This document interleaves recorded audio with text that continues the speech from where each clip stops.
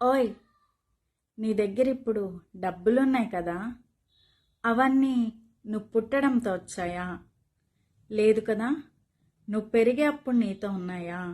లేదు కదా.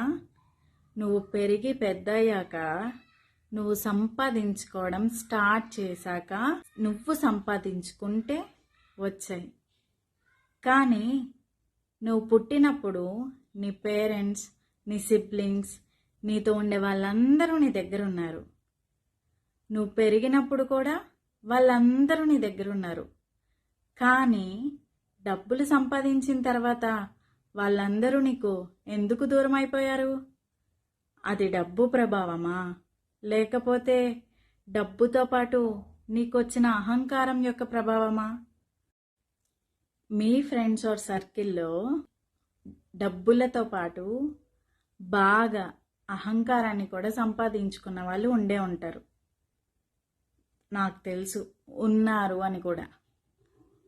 లేట్ చేయకుండా అలాంటి వాళ్ళ వల్ల మీరు ఫీల్ అయితే కామెంట్ చేసేయండి. ఇలాంటి రియాలిటీ విషయాలు ఇంకా చాలా మాట్లాడుకుందాం. మర్చిపోవద్దు, ఫాలో అయిపోండి.